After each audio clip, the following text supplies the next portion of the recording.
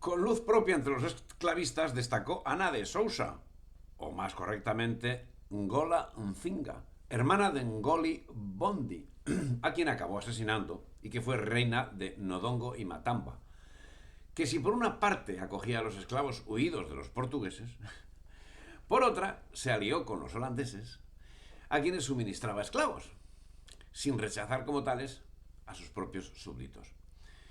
Lo que no paraba de crecer era el tráfico de esclavos que se engrasaba convenientemente para acabar atendiendo la creciente demanda que alcanzaría su punto más álgido en el siglo XVIII. En los inicios de esa gran maquinaria, hacia 1490 se produjeron grandes movimientos de conquista por parte de los pueblos africanos, movimientos que se enmarcaban dentro del desarrollo del proceso esclavista.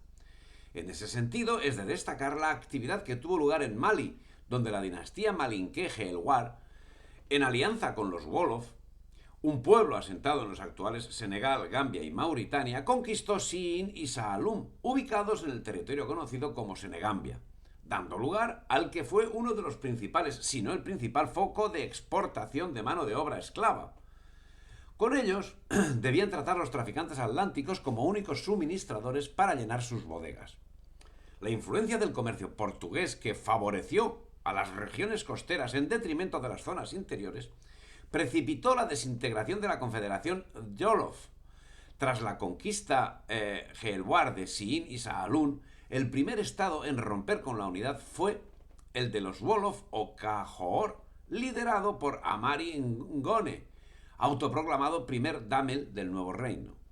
Los intercambios con los portugueses de caballos contra esclavos permitieron al damel dominar los esclavos, los estados vecinos, especialmente el de los Lebu de la bahía de Beceguiche, en la península de Cabo Verde, que no mantenía relaciones con los europeos y que fue anexionado a Cajaor entre 1480 y 1515.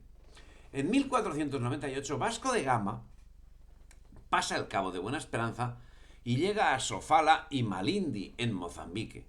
Y en 1505 se introduce en Cuba el cultivo de la caña de azúcar, un hecho que, si en principio no tuvo especial significado, sería el detonante del masivo traslado de mano de obra esclava negra que acabaría conociendo América y cuyas muestras evidentes pueden ser observadas a simple vista, muy especialmente en las zonas controladas por Inglaterra, Francia, Holanda y Portugal, siendo que la significativa población negra de Cuba no procede de este periodo, sino que nos debemos remitir al siglo XIX. El cultivo de la caña es sin lugar a dudas el motor de tráfico negrero atlántico. Ese cultivo se inició primero en los recién conquistados archipiélagos atlánticos. Así, Canarias conoció un florecimiento de ingenios que serían servidos por naturales de las islas hasta que la corona prohibió la esclavización de los mismos. En el periodo del tráfico, quienes llevaron el peso pesado fue, a partir del Tratado de Utrecht, evidentemente Inglaterra, que hasta ese momento había compartido en régimen de igualdad la trata con países como Portugal o los Países Bajos, que desde el siglo XV competían por el comercio de esclavos en Senegal, hasta que Francia logró apoderarse de ese territorio y convirtió a Senegal en uno de los principales centros de comercio de esclavos. La toma del territorio africano así tuvo efecto en el siglo XIX. Siendo así, no se puede entender el tráfico negrero que tuvo efecto entre los siglos XVI y XIX sin la complicidad activa de esclavistas africanos que al fin tenían en exclusiva la captura de esclavos dentro del continente. De modo especial, hay que señalar entre los grandes tratantes a los reyes de Dahomey o el Congo, así como a los de la costa de Nigeria y de las otras zonas occidentales y orientales de Madagascar y Mozambique dedicadas a la trata. En todas ellas, el trato se iniciaba con el desembarco del capitán del buque dedicado al tráfico, que inmediatamente entraba en contacto con el reyezuelo del lugar, a quien, para empezar a hablar, le suministraba aguardiente, pólvora y algún fusil, para pasar a continuación a la adquisición de los esclavos.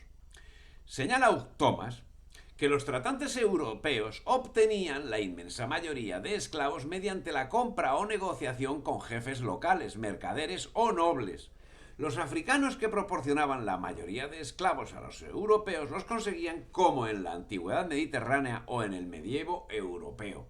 Primero, como resultado de guerras. Segundo, como castigo a las personas afectadas. Tercero, por la pobreza que obligaba a vender los propios hijos o hasta venderse uno mismo. Y cuarto, por secuestro tan frecuente entre los africanos como raro entre los europeos. En ninguna circunstancia se puede liberar de la responsabilidad de la esclavitud a quienes llevaban a efecto las capturas, pero es que además eran ellos quienes ponían las condiciones del tráfico, siendo que las exigencias de los suministradores eran de lo más variado. La demanda de las telas delicadas era su principal demanda, y tras ella el hierro en barra, las armas, la pólvora, las herramientas agrícolas, los utensilios domésticos, los licores y el tabaco. Señala Herb Klein que para los esclavistas franceses del siglo XVIII, la mercancía empleada para la compra de esclavos representaba 2/3 del costo del equipamiento. Se dice muy pronto. O sea, no eran regalados los esclavos, no eran extraídos de... No. Los 2/3 del costo del equipamiento del barco era para pagar esclavos. A tal punto llegaban su importancia y costo en este comercio que los europeos, más concretamente los ingleses, trataron desesperadamente de sustituirlas por imitaciones europeas más económicas, sin lograr su cometido. No lograron engañar a los mercaderes africanos que exigían un cambio, una compensación equivalente por los esclavos que vendían. Los reyezuelos locales actuaban en nombre propio, suministrando el material humano que les era demandado, y lo hacían como buenos conocedores del mercado, obligando la adquisición conforme a sus necesidades y quedando en segundo término la voluntad del demandante, que debía conformarse con lo que le era suministrado. Así, el número de mujeres esclavizadas no era ni de lejos proporcional al de hombres, y ello era debido a que su precio era muy superior al de los varones. Gran parte de los esclavos que compraron los europeos a lo largo de los siglos los vendieron reyes, nobles u otros agentes de estos primeros, pero hubo siempre tratantes independientes que los vendían en grupos de 2 o 3. A menudo un representante especial del monarca, como el Mafouk en Loango, llevaba a cabo las negociaciones y numerosos reyes africanos exigían un arancel de, pongamos por caso, 120 lingotes de hierro antes de permitir al capitán que llegase a comerciar.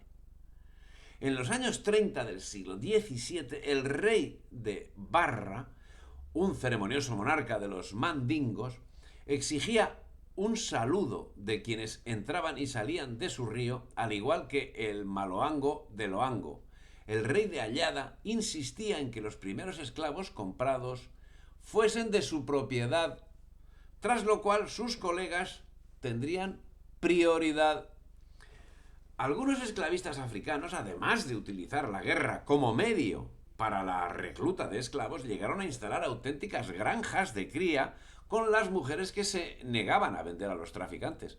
Y aunque no era la única forma, predominaba la venta por lotes, debiendo ser adquiridos en el mismo lote tanto los que estaban sanos como los que no, siendo que controlaban el interior del continente, de donde extraían la totalidad de los esclavos. Los gerifaltes africanos marcaban desde el principio cómo debía realizarse el negocio.